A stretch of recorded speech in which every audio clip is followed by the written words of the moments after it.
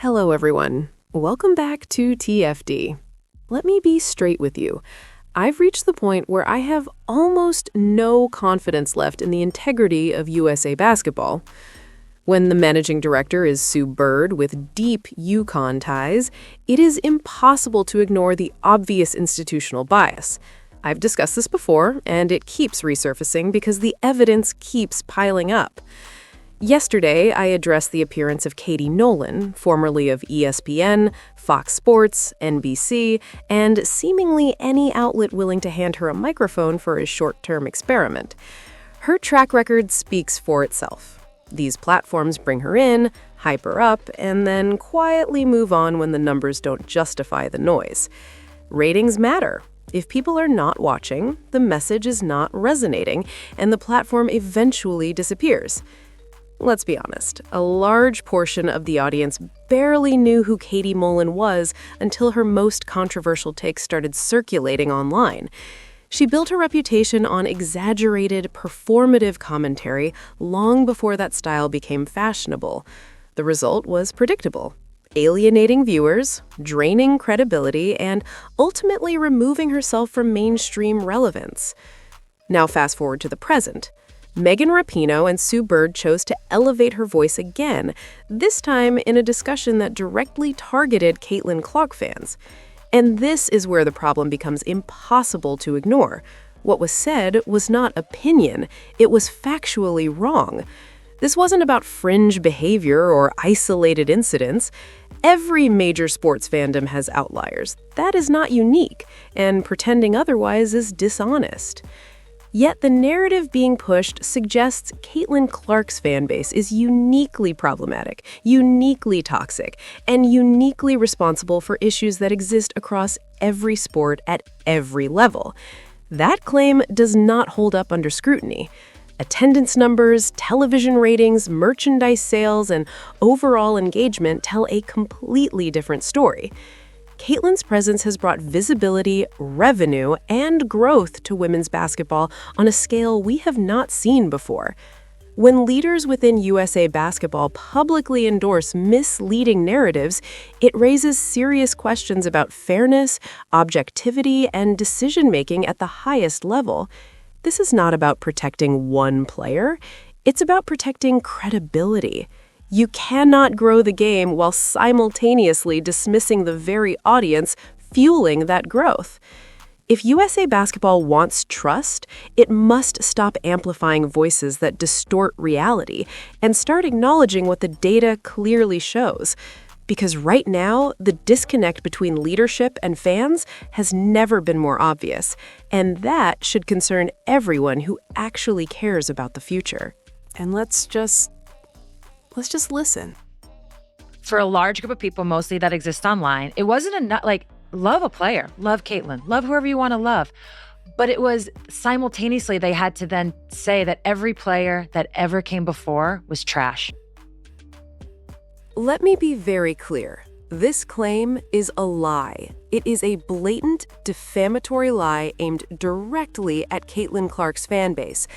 I do not believe for a second that Sue Bird is confused, misinformed, or incapable of understanding what she is saying. The idea that she genuinely believes this narrative would require a level of ignorance and illogic that simply does not track, which, frankly, makes it worse because it suggests this is intentional. What she is describing did not happen. It has never happened.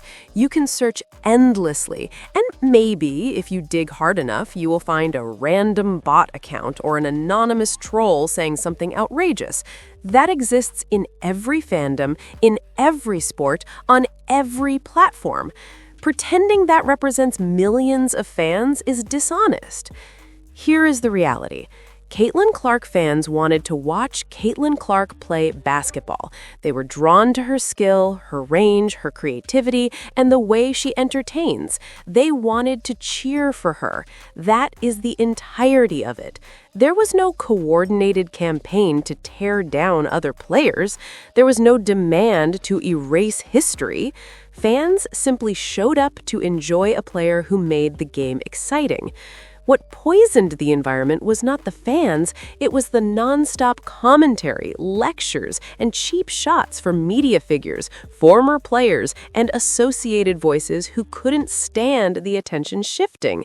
Had that noise never existed, Caitlin Clark fans would have been perfectly content staying in their lane.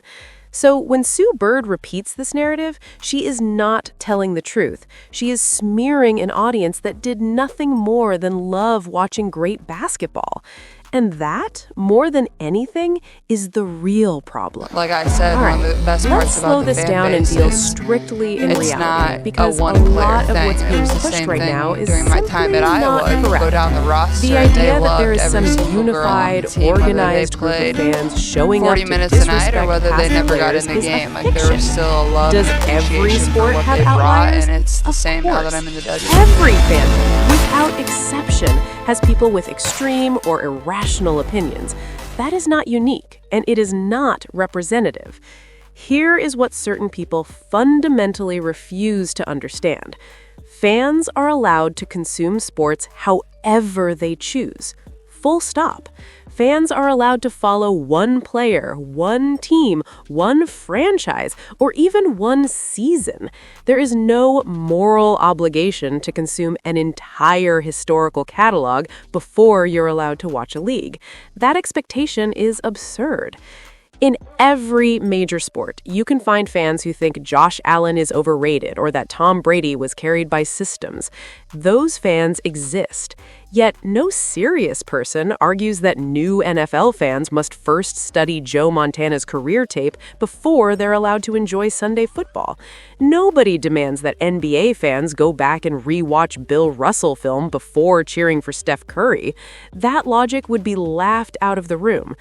What actually happens, and this is the key distinction, is indifference. Many new fans are not hostile toward past players. They simply don't care. Indifference is not hatred.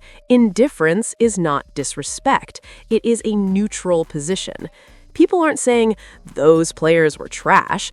They're saying, I am not interested in going back and consuming content that never compelled me in the first place. Take Diana Taurasi as an example. Any rational sports fan understands she is one of the greatest women's basketball players of all time. That is not disputed. Her resume speaks for itself.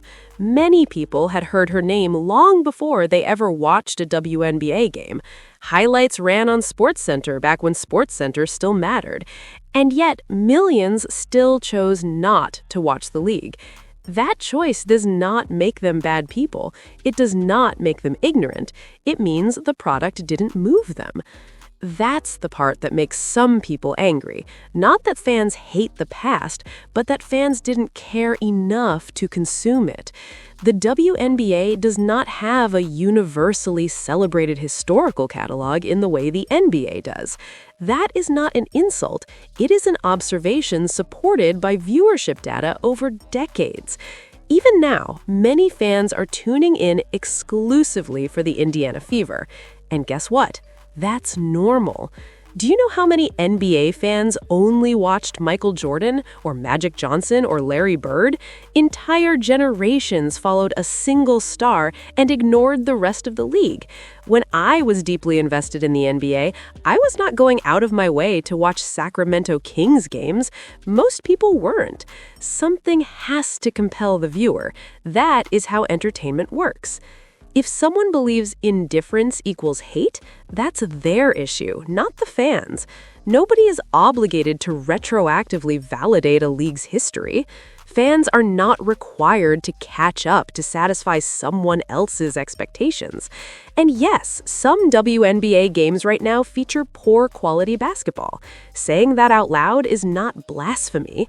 Every league has bad games. Pretending otherwise is dishonest. What makes this genuinely concerning is when this mindset bleeds into leadership. When the managing director of USA Basketball appears more interested in policing fan behavior than evaluating talent and merit, that is a problem. Decisions about Team USA should be based on performance, impact, and competitive advantage, not on whether certain fans comply with an unspoken ideological checklist. At this point, it is reasonable to question whether there is an anti-Caitlin Clark bias among certain decision-makers. When fans are repeatedly lectured, dismissed, or labeled for simply choosing what they want to watch, trust erodes. Nobody said past players were trash. Nobody demanded they be erased.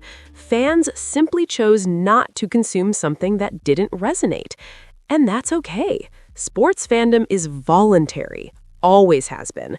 Trying to shame people into watching something, or worse, punishing them for not doing so, is how you drive audiences away.